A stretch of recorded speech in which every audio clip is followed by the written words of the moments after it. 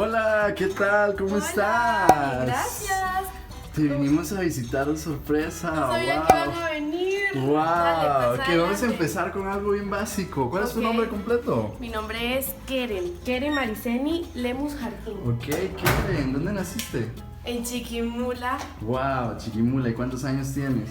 21, ya casi 22. ¿Y quiénes son tus papás? Ya vas a estar bien mayor. Mi papá se llama Juan Alberto Lemus y mi mami se llama Deli. ¿Y a qué se dedican? Pastorado y son empresarios. Ok, ¿tenés hermanos, hermanas? ¿Da cuenta? ¿Ya cheo? Hola, Che, ¿qué tal? ¿Cómo estás? ¿Y cómo te llevas con tu hermana? A ver, primero responde Keren y luego Maciel. ¿Cómo se llevan entre ustedes? Re bien. ¿Sí? Súper ¿Fue bien? Sí, sí, sí. Ah, bueno, ¿y cómo eran cuando eran niñas? Juguetonas, traviesas, sí. de todo un poco. Ok. Pero Sí. si quieres, ¿por qué no te sentas? Ok, antes de sentarme, estoy viendo acá unos hermosos cuadros. Acá en Guatemala, por cierto, para las personas que no son acá, se celebra algo que son 15 años. No en todos los países se celebran. Generalmente se hacen una sesión de fotos y yo estoy viendo que acá tienen como las principales. ¿Keren Lemus? Es Keren, ok. ¿Por qué el acercamiento? Wow. Ok. es para verte mejor. Ok, esos son tus papis. La Sí, boda. en la Ok. boda.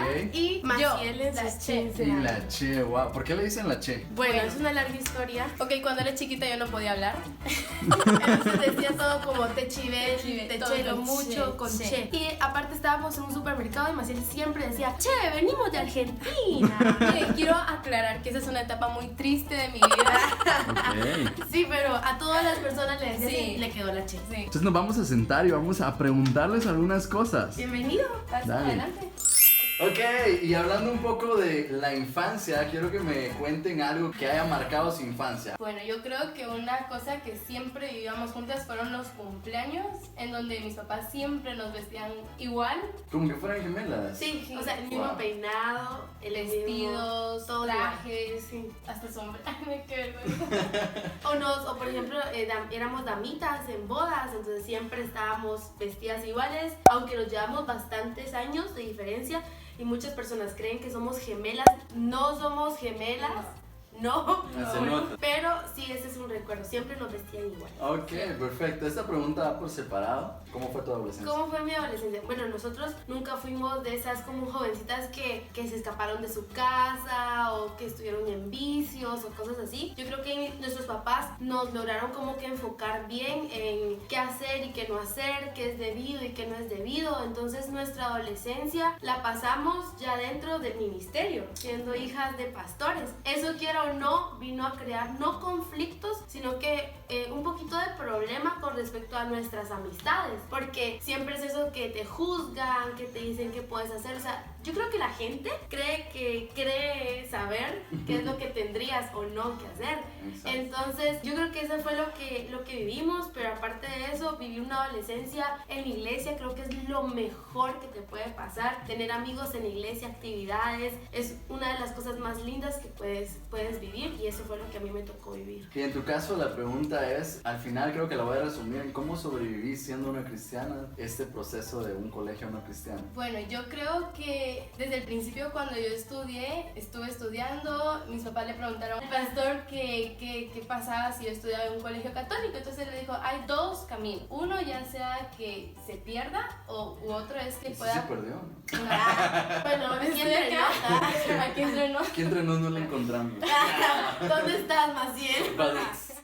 O también puede hacer que pueda confirmar más su fe. Entonces, la verdad no te voy a decir que sea lo más fácil y lo más lindo del mundo. ¿Qué fue lo más difícil? Yo creo que tal vez poder darles o dejar esa semilla en el corazón de cada uno de los compañeros, ¿verdad? Porque pues no todos son creyentes o no todos tienen el mismo querer servir a Dios o el mismo saber de que uno sirve hacia Dios. Entonces, ¿cómo enseñarles que pues no tal vez que se incluyan en alguna iglesia en sí, pero sí que crean y que ellos amen a Dios? Y Yo creo que en cualquier lado, seas adolescente, joven o lo que seas, te vas a encontrar con ese tipo de personas que siempre van a juzgarte, Sí. y siempre van a querer estar ahí como que atornillándote hasta querer verte fallar. La gente lo que quiere es verte caer, verte decir una mala palabra, cantar una música que no tenés que cantar, una música mundana, y va a decirte, ay no, que muy evangélica pues, y no que muy acá pues, y no que muy acá. Entonces, típica frase. ajá, O sea, siempre van a decir, y no que muy evangélico, pues, sino que muy hija de pastor y que no sé qué.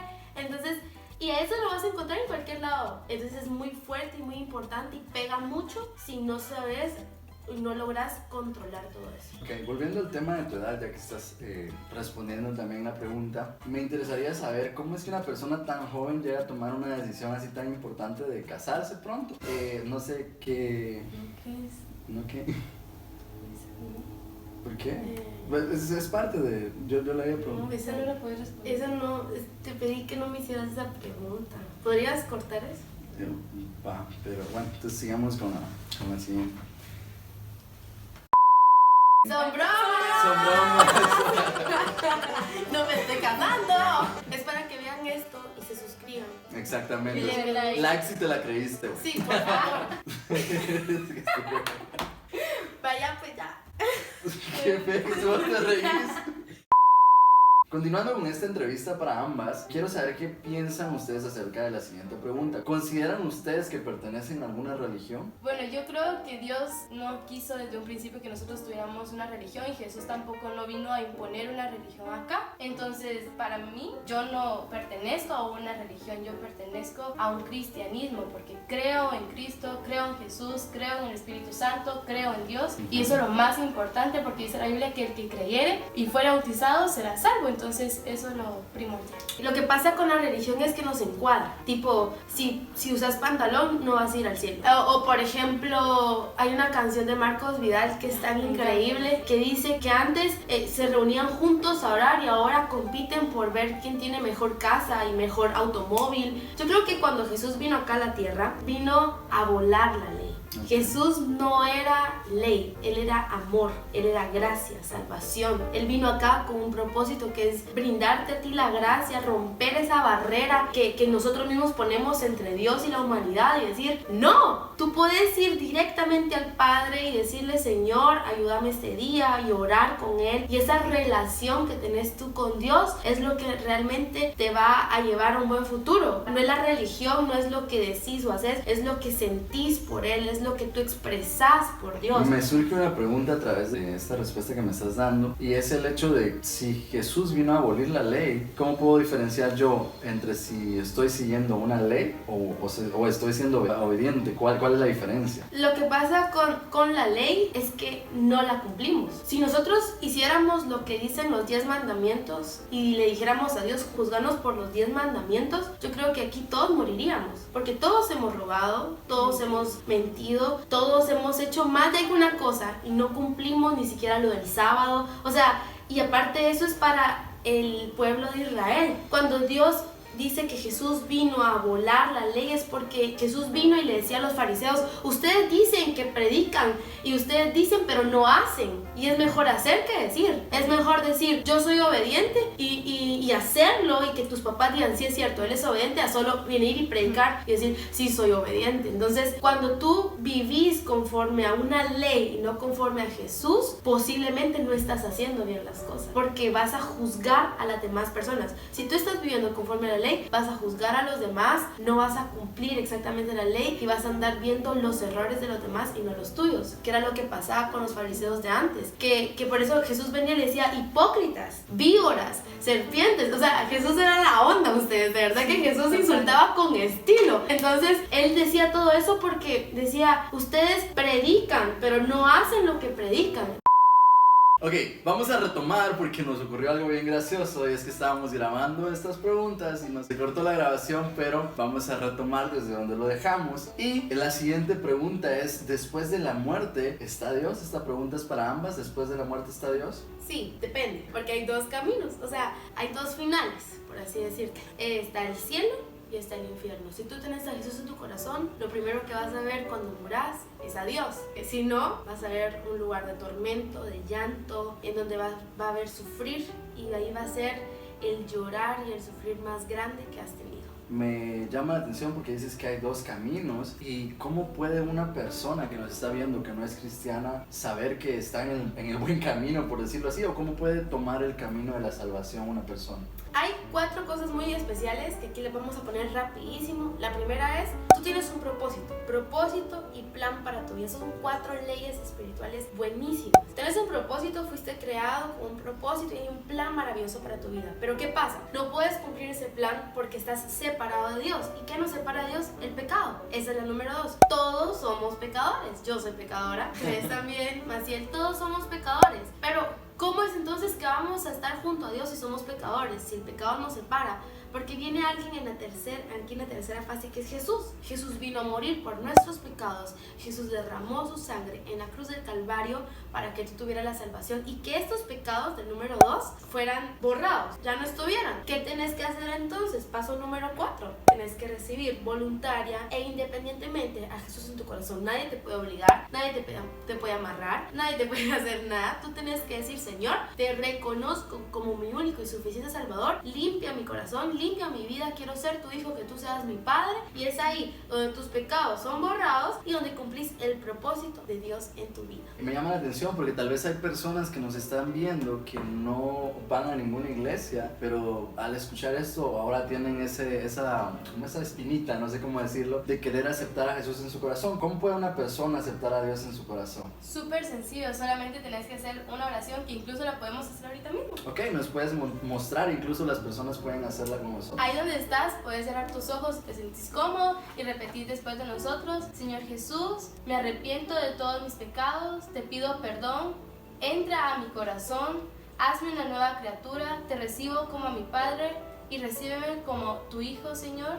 Te pido, Señor, que escribas mi nombre en el libro de la vida y que si hoy mismo yo muero, me pueda ir contigo al cielo. Te damos gracias en el nombre de Jesús.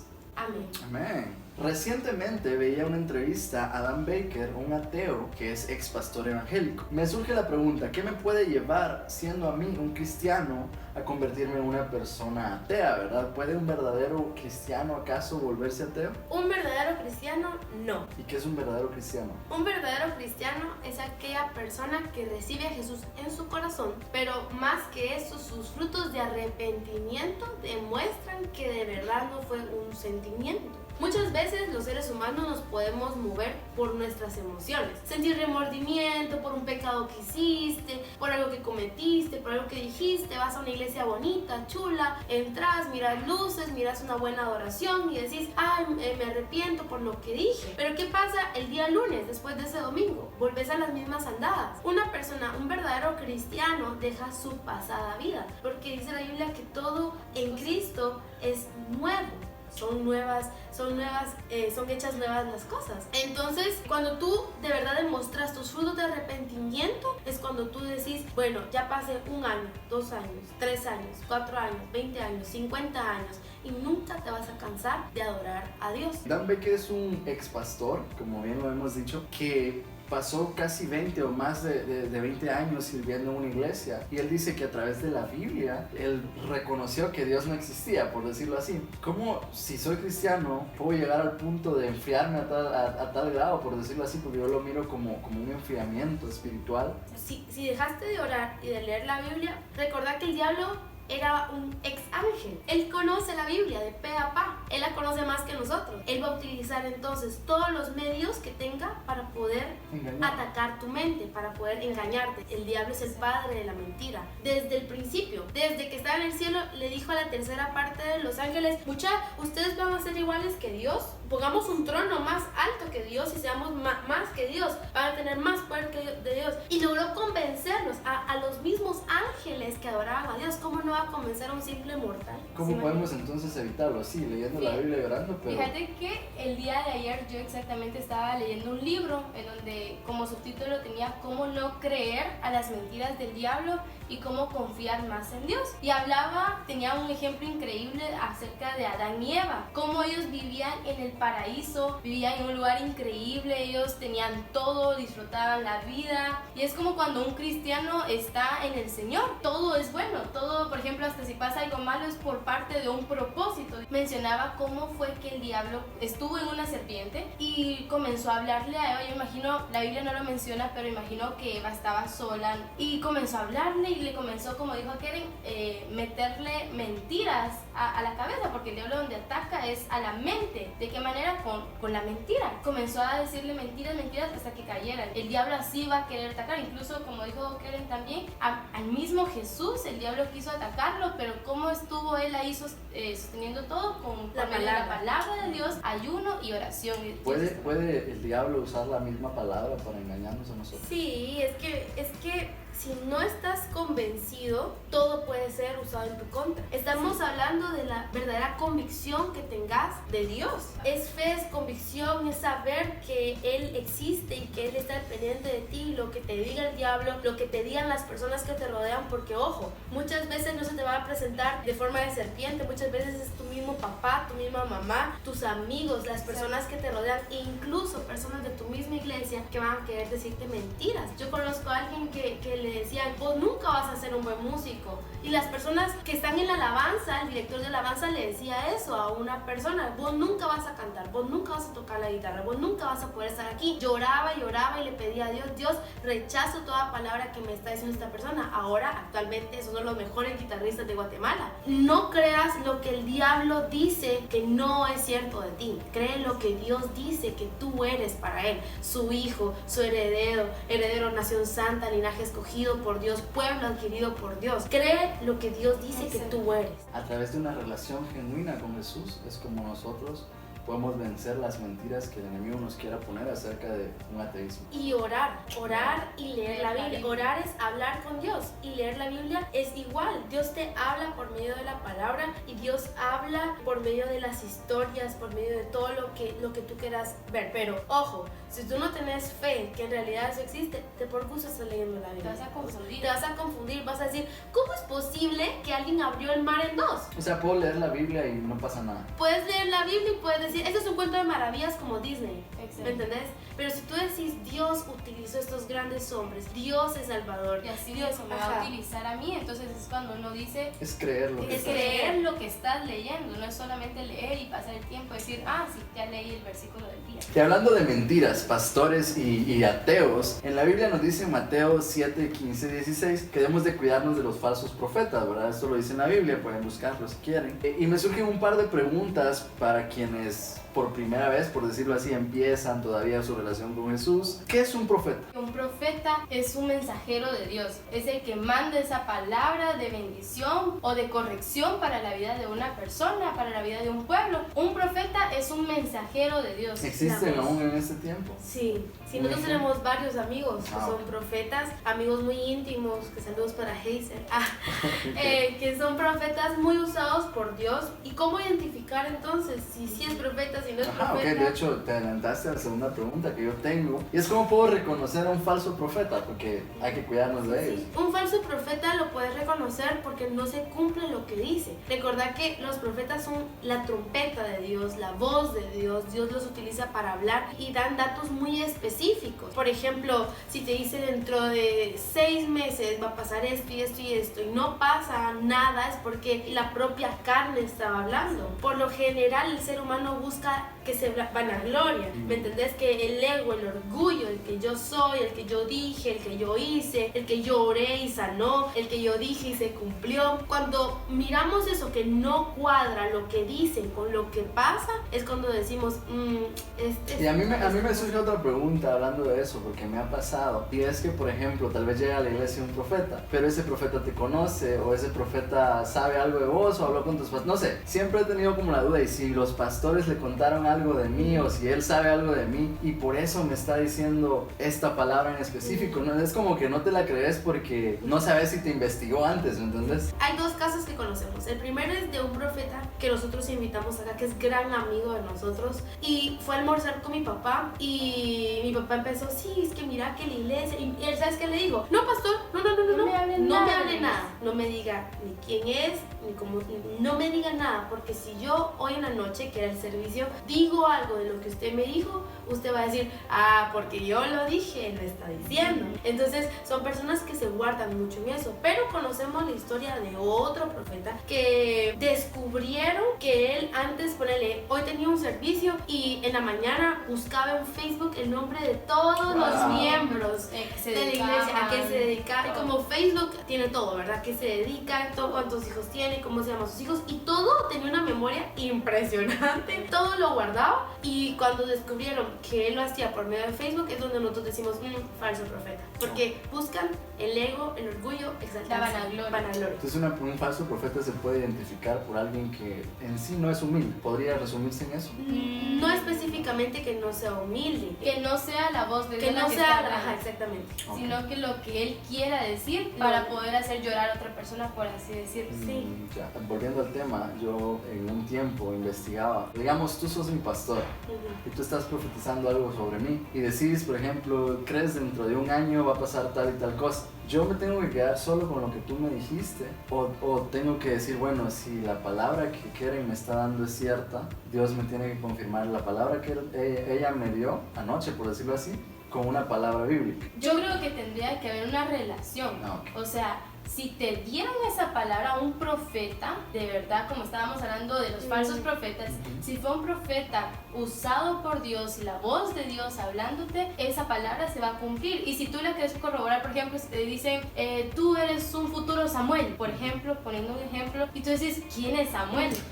O sea, ¿de quién me estás hablando? Entonces, te podés ir a la Biblia, buscar cuál fue la historia de Samuel. Ah, el Señor quiere utilizarme como un profeta, el Señor me está llamando. Pueden haber distintas como versiones de la misma palabra de Dios. Sí, exactamente. Y hay mucho que se desprende de esta pregunta, porque a ti te pueden decir, tú vas a hacer y Dios te va a prosperar y Dios aquí y Dios allá, pero acostado en tu cama no creo que pase.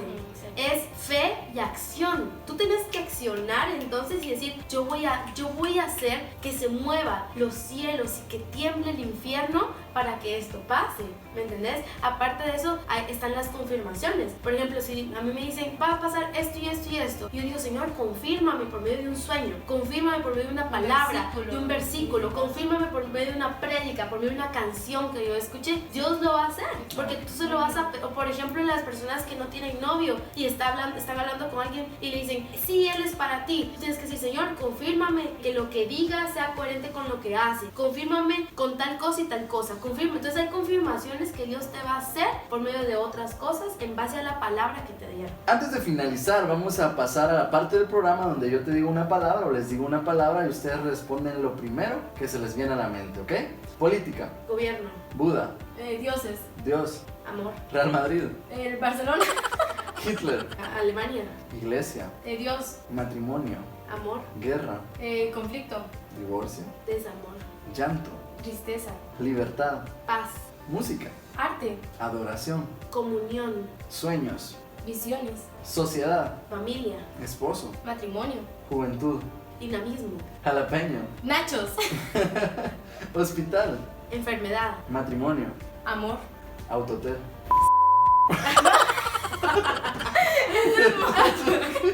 Tusa. La canción. La canción. Ok. Biblia. Jesús. Friendzone. Ay, no novias. Perdón. Jesús. Wow. Una pregunta más para terminar. Si yo soy hijo de pastor, si soy líder o si incluso asisto a una iglesia, pero conozco a personas que literalmente están peleadas con Dios, ya sea por cualquier cosa, que hayan tenido sueños frustrados, que se les murió alguien, etc. Ellos se pelearon con Dios. ¿Cómo puedo yo ayudar a alguien que está en esta situación a salir de esa enemistad con Dios? Yo creo que hay que dejar un tiempo donde la persona sana. Todos necesitamos sanar. Y hablar siempre del tema es como cuando tú te hiciste alguna herida y no dejas que cicatrice bien y te volvés a hacer otro, te la estás tocando. ¡Qué dolor! Se siente bastante dolor. Si por ejemplo se murió alguien, si aquí tengo a alguien, es un invitado, aquí tengo a alguien y se murió el papá de esa persona, imaginémonos que es lunes, se murió hoy, ya mañana quiero ir a decirle, mira, Dios tiene un plan, o sea, va a estar escéptico, es más, puede agarrar hasta cierto rencor, porque puede decir, ¿cómo es que tú me hablas de un Dios que sana, que aquí, que allá, y se acaba de morir mi papá? Seamos amigos. ¿Qué es un amigo? Es una persona persona que te acompaña, que siempre está contigo. Y cuando Él vea ese amor de Dios reflejado en ti, va a decir, verdaderamente Dios me ama, porque nunca me dejó solo, porque siempre estuviste para mí, porque siempre me apoyaste, porque siempre estuviste para hablar. Seamos buenos amigos antes de buenos religiosos. Me encanta tu respuesta, pero yo creo que agregaría algo más, y es el hecho de que tal vez en ese tiempo de espera nosotros podemos pelear una guerra espiritual por esa persona, porque simplemente siendo amigos, sí, somos amigos, pero sí, todo también tiene las que ir de la batallas, mano. sí, claro, es que no puedo solamente ir y decir, sí, mira, aquí Dios siempre va a para tu vida, y no orar por esta persona. Como decía Maciel, no es solamente una lucha externa, es una lucha interna. ¿Cómo va a estar la mente de esa persona? No servís para nada, Dios no te ama, deberías de morir, deberías de aquí, deberías de allá. Entonces es ahí donde ellos creen en lo que dice el diablo, lo que decíamos, y no creen en lo que Dios tiene para ellos, que es parte de un proceso, que es parte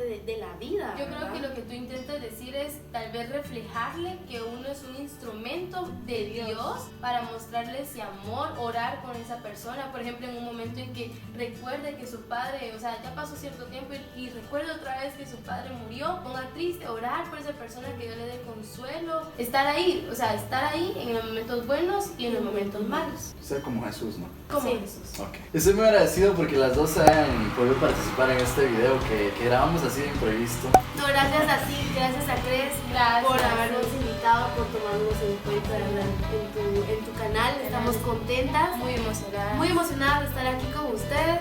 Gracias. Sí. Denle like a este video, comenten y que todo. Compártanlo con sus amigos si tienen a alguien que necesita ver este video. Yo sé que sí, por favor, mandale el link por WhatsApp, por donde tú quieras, y que lo vean. Por favor, suscríbanse y denle me gusta. Para finalizar, un mensaje que quieran darle a las personas antes de despedirse. Sigue a Jesús, es el mejor consejo que te puedo dar. Cristo te ama y tiene un plan maravilloso para tu vida. Y si el día de hoy tú tuviste una reconciliación con el Señor o aceptaste a Jesús en tu corazón, te invito a que le des seguimiento a ese corazón que acaba de recibir a Jesús. Por dos. Hablando todo lo que dijo Maciel, Dios te bendiga, esperamos que estés bien, y si hoy tomaste esa decisión de seguir a Jesús, de abrirle las puertas de tu corazón, y si ya sos cristiano, recordá siempre ser como Jesús, imitar a Jesús, y en cualquier situación de tu vida decir qué hubiera hecho Jesús en este momento para tomar las mejores decisiones. Dios te bendiga. Esperamos que te haya gustado el video. Que Dios les bendiga. Bye.